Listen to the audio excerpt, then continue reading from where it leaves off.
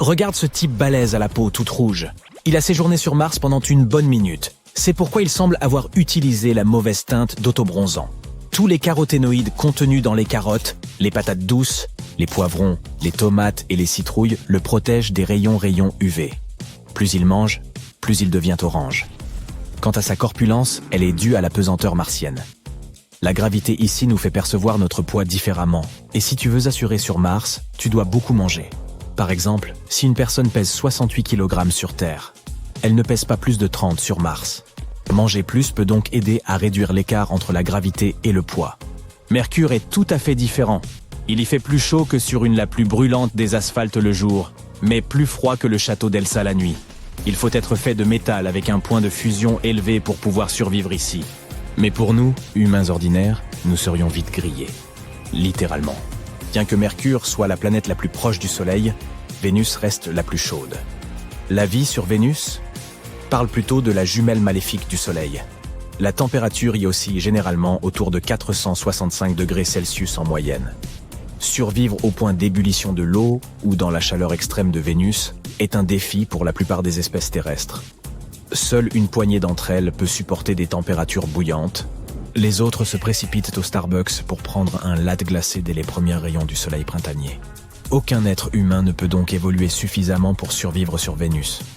Les seules créatures qui pourraient y prospérer sont probablement des tardigrades et les gens chelous qui mettent de la sauce piquante sur tout. Tu te demandes ce que sont les tardigrades ? Eh bien, ce sont des créatures minuscules et adorables qui ressemblent à des chenilles et qui sont incroyablement résistantes. Elles peuvent supporter l'eau bouillante, les profondeurs d'une fosse maritime et le vide glacial et sans lumière de l'espace. Récemment, les tardigrades ont fait l'objet d'une étude scientifique à bord d'un vaisseau spatial qui s'est malheureusement écrasé sur la Lune. Les scientifiques pensent que les tardigrades ont pu survivre à l'impact. Aimerais-tu te transformer en cette créature et vivre sur Vénus ? Bon, nous en avons fini avec les planètes terrestres. Passons aux géantes gazeuses. Maintenant, regarde ce gars qui vient de Saturne. Il a des nageoires et non des bras. Il a de petits trous sans rabat d'oreilles externes au lieu d'oreilles normales. La majeure partie de cette géante gazeuse est plus froide que le cœur de ton ex, car la température y est d'environ moins 140 degrés Celsius. On ne peut pas marcher dessus, mais on peut se transformer en boule de neige ou en cristal de glace si l'on se sent fringant. La situation est assez similaire sur Jupiter, si bien que se transformer en phoque et s'y prélasser n'est sans doute pas une mauvaise idée. Au moins, tu pourras y vivre sans payer de loyer. Et ne me parle même pas de Neptune et Uranus. Ce sont des géants de glace qui n'ont pas de surface solide, donc ces types aux griffes acérées que l'on voit dans les films ? Oui, ils n'existent pas. De plus, ces deux-là ne sont pas vraiment accueillants pour nous autres. Je m'en tiendrai à mes patates douces sur Mars. Merci beaucoup. Tu te sens bien reposé, j'espère, parce que je vais te proposer quelque chose d'un peu difficile. Ne t'inquiète pas, ça va être amusant. Tu vas visiter différentes planètes dans notre système solaire et essayer de courir sur chacune d'elles. Nous allons voir où tu fileras comme une gazelle et où, au contraire, tu pourras à peine marcher. L'homme le plus rapide au monde, Usain Bolt, peut courir à une vitesse moyenne de 38 km/h. Mais sa vitesse de pointe est encore plus élevée, 43 km/h. Malheureusement, nous ne pouvons pas tous être Usain Bolt. Une personne moyenne court à une vitesse comprise entre 10 et 13 km/h. Mais peut-être existe-t-il une planète où tu pourrais battre les records du célèbre sprinter jamaïcain ? Avant toute chose, voyons ce qui affectera ta vitesse lorsque tu courras sur d'autres planètes. Pour commencer, la gravité. En fonction de sa force sur la planète que tu visites, elle influencera ton poids. Et dans la plupart des cas, plus tu es lourd, plus tu courras lentement. En outre, sur toutes les planètes de notre système solaire, hormis la Terre, tu devras porter une combinaison spatiale assez volumineuse. Sans ça, tes chances de survie seront absolument nulles. Sans oublier que les conditions météorologiques sont extrêmes sur la plupart de nos voisines. Il y fait soit un froid glacial, soit une chaleur étouffante. Et les vents peuvent y être extrêmement, et je dis bien extrêmement, violents. Bref, ton fabuleux voyage est sur le point de commencer. Attache ta ceinture. La première planète sur ton itinéraire est Mercure. En jetant un coup d'œil à ce monde par le hublot de ton vaisseau spatial, tu remarques que cette planète ressemble étrangement à notre bonne vieille Lune. Mais quelques instants plus tard, tu réalises que ce n'est qu'une illusion. Sur toute la surface de Mercure, tu vois des cratères, le résultat de nombreux impacts de météorites. Et oui, cela risque de rendre ta course sur cette planète beaucoup plus difficile. Ça est ta grosse combinaison spatiale. Oui, Mais tu ne survivrais pas sur Mercure sans cette protection. Les températures y sont extrêmes. 427 degrés pendant la journée et moins 179 degrés pendant la nuit. Mais il y a une chose qui peut jouer en ta faveur sur cette planète peu accueillante. Disons que tu pèses 70 kg sur Terre. Sur Mercure, tu pèseras environ 26 kg, ce qui signifie que malgré ta combinaison spatiale si encombrante, tu pourras te déplacer beaucoup plus vite que sur Terre. Et tu réussiras peut-être même à atteindre une vitesse de 21 km/h si tu fais un effort. La prochaine planète sur ton itinéraire est Vénus, qu'on appelle aussi l'étoile du matin. En t'approchant, tu vois un monde très différent de ce que tu as pu voir dans les livres d'astronomie. Avant d'atterrir, tu dois traverser une atmosphère super dense, composée de dioxyde de carbone. Et tandis que ton vaisseau descend, tu vois passer d'épais nuages d'acide sulfurique. On dit souvent que Vénus est un peu la jumelle de la Terre, car ces deux planètes ont une taille et une densité similaires. Sur Vénus, tu pèses presque autant que sur Terre. 63 kg. Ton poids est donc un peu plus faible ici, mais n'oublie pas que tu portes cette combinaison spatiale. Malgré ça, comme les conditions sont assez similaires sur les deux planètes, il se pourrait que tu parviennes à courir un peu plus vite que sur Terre, à environ 14 km/h. Ta première impression de Mars est qu'il y fait un froid glacial. La température moyenne y est de moins 62 degrés. Même de loin, la planète a cette teinte rougeâtre. Une fois que tu as atterri sur la surface de Mars, tu comprends pourquoi. Le sol est couvert d'une poussière roussâtre. Cette même poussière, très fine, flotte dans l'air tout autour de toi. Où que tu regardes, tu vois des teintes dorées, brunes, orangées et même verdâtres. Ce sont les minéraux qui composent le sol qui déterminent les couleurs du paysage. L'épaisseur de la couche de poussière varie d'une zone à l'autre, mais la moyenne générale est d'environ 2 mètres. Et oui, cela va rendre la course un tantinet plus difficile. Sur Mars, ton poids sera beaucoup plus faible que sur Terre, seulement 26 kg. Cela te permettra d'atteindre la vitesse impressionnante de 19 km/h. En voilà un champion. Mais que vois-tu à l'horizon? On dirait une tornade. Une tempête de poussière? Il est temps de foncer. Il arrive que ces tempêtes de poussière s'étendent sur toute la planète. Les plus grosses sont même visibles depuis la Terre. Et maintenant, te voilà en face d'un autre problème. Tu vois, Jupiter, tout comme Saturne, est une géante gazeuse. Cela signifie que la plus grande planète de notre système solaire, et Jupiter est si grande qu'elle pourrait avaler 1300 Terres, n'a pas de surface solide. Il va donc te falloir imaginer à quoi ressemblerait ton sprint s'il était possible de courir sur Jupiter. L'atmosphère de cette planète est composée d'hydrogène et d'hélium. Pendant ta descente, tu contemples d'épais nuages bruns, jaunes, rouges et blancs. C'est grâce à eux que cette planète est si belle, avec toutes ses stries colorées. Sur Jupiter, tu pèserais 177 kg. Tu t'épuiserais rien qu'en marchant dans ta combinaison spatiale si peu pratique. Enfin, si tu pouvais marcher sur la surface de cette planète, bien sûr. Si tu essayais d'y courir, tu te traînerais à une vitesse comprise entre 1,6 et 3 km/h. Et comme si tout ça n'était pas déjà assez ridicule, il y a énormément de vent sur Jupiter. Et il souffle entre 322 et 644 km/h. Tu vois ces anneaux? C'est Saturne, une autre géante gazeuse dépourvue de surface solide. Cette planète est principalement composée d'hydrogène et d'hélium. Et sa température et sa densité changent au fur et à mesure que tu t'y enfonces. Si tu décidais de quitter ton vaisseau spatial et de marcher sur la surface de Saturne, tu tomberais tout simplement dans la planète. Mais vu d'en haut, on dirait pourtant que Saturne possède une surface. Cette sphère de couleur brun-jaune est entourée de plusieurs couches de nuages. La couche extérieure visible est composée de nuages d'ammoniac. Au-dessous, il y a des nuages d'hydrosulfure d'ammonium. Et la couche la plus profonde est composée de nuages d'eau. Bien que Saturne soit une géante gazeuse, ton poids n'y serait pas très différent, environ 75 kg. La raison, c'est que la gravité de cette planète est similaire à celle de la Terre. Mais à cause des conditions qui y règnent et de ta fichue combinaison spatiale, tu courrais un peu plus lentement là-bas que sur Terre, à une vitesse d'environ 6 km/h. Avant de repartir, tu admires la caractéristique la plus célèbre de Saturne, ses superbes anneaux gris, beige et fauve. Ils sont constitués de morceaux de roche et de glace. Tu aperçois aussi quelques-unes des 53 lunes de Saturne. Tiens, voici Titan, un monde glacé plus vaste que notre Lune et même que Mercure. C'est la deuxième plus grande lune du système solaire. La planète suivante sur ton itinéraire est une boule bleu-vert faite de glace et de gaz. C'est la géante glacée Uranus. Elle doit cette belle teinte à la lumière du Soleil qui se réfléchit sur sa surface. Uranus n'est pas solide, actionne vite les freins. Si tu n'arrives pas à t'arrêter à temps, ton vaisseau spatial va traverser la haute atmosphère de la planète et s'enfoncer dans son noyau liquide et glacé. Je doute que tu parviennes à y mener ton expérience.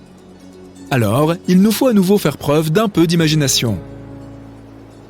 Sur Uranus, ton poids serait d'environ 62 kg. Et, contre toute attente, tu pourrais atteindre une bonne vitesse ici, au moins 13 km/h. Si tu ne te retrouves pas au milieu d'un ouragan, bien sûr. En été, il y a d'énormes tempêtes sur cette planète, lorsqu'Uranus est à son plus haut niveau de chaleur. Les ouragans peuvent alors s'y étendre sur plus de 9650 km. La planète la plus éloignée du Soleil, Neptune, est 4 fois plus grande que la Terre, mais 17 fois plus lourde. La surface bleue que tu aperçois en t'approchant d'elle est en fait une couche de gaz tourbillonnant et de nuages permanents.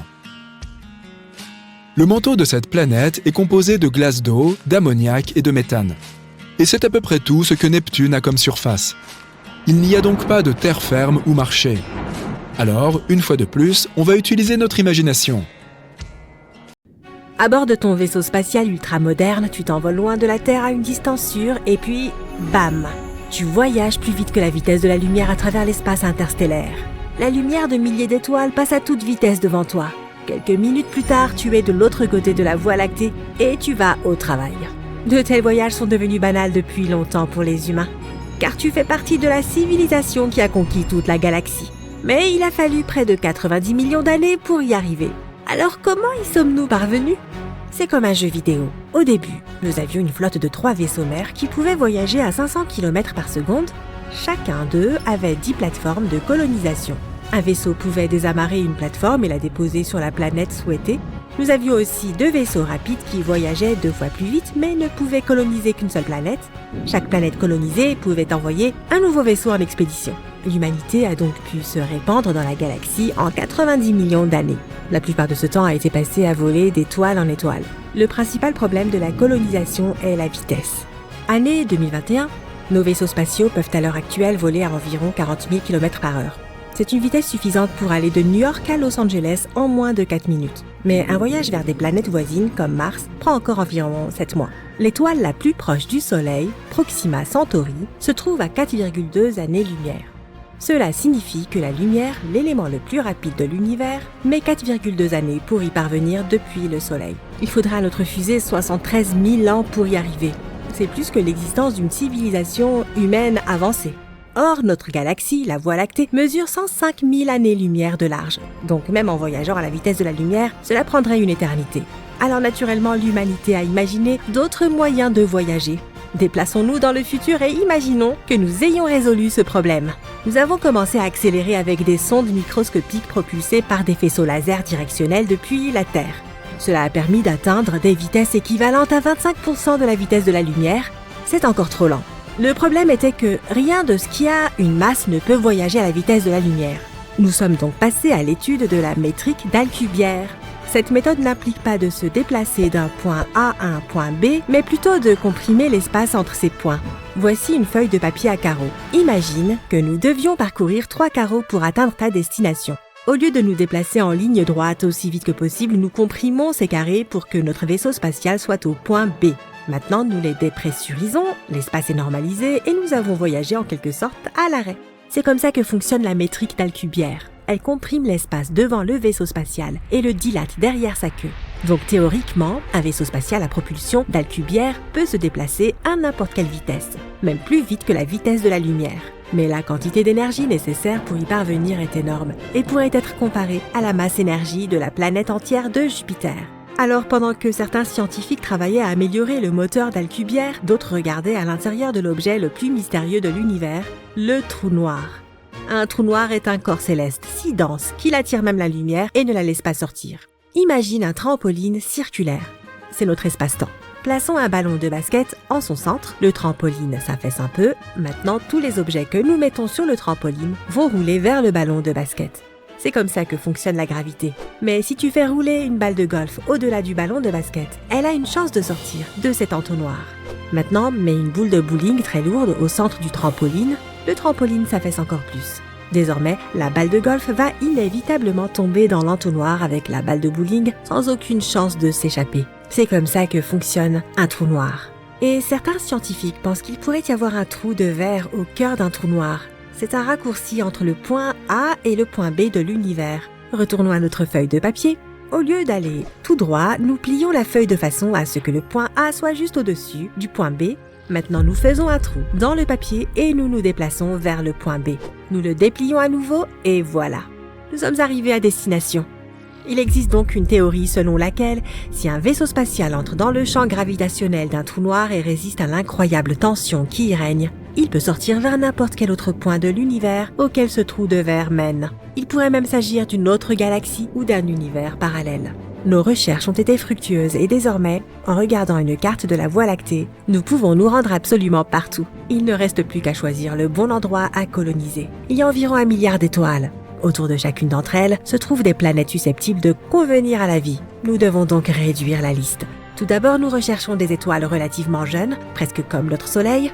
Près d'elles, une colonie humaine peut potentiellement vivre pendant longtemps. Ensuite, lorsqu'une étoile vieillit, elle commence à se dilater et à devenir rouge. Dans les derniers stades de sa vie, elle peut absorber toutes les planètes qui l'entourent, puis exploser avec une telle force que la lumière de l'explosion peut être vue à des dizaines d'années-lumière. Deuxièmement, la candidate pour une colonie humaine doit se trouver dans la zone habitable de l'étoile. Il s'agit d'une zone étroite, pas trop éloignée ni trop proche de l'étoile, pour qu'il n'y fasse ni trop froid ni trop chaud. En d'autres termes, l'eau sur la planète doit exister sous forme liquide. De plus, la planète candidate doit avoir une surface solide pour que nous puissions y vivre. Un autre facteur important est la taille de la planète. Si elle est trop grande, sa force gravitationnelle fera pression sur nous. Il sera plus difficile pour nous de sauter, de marcher et de soulever des poids sur cette planète, car nous sommes habitués à la gravité de la Terre. Mais si la planète est trop petite, nous nous y sentirons comme des super-héros. Nous serons capables de sauter très haut et de soulever de gros poids. Mais ensuite, nos muscles perdront de leur tonicité et notre santé se détériorera. Nous recherchons donc une planète de la taille de la Terre. En tout, nous avons environ 100 000 systèmes stellaires qui correspondent à nos paramètres. Alors nous commençons à explorer et à coloniser. Et voici notre première cible.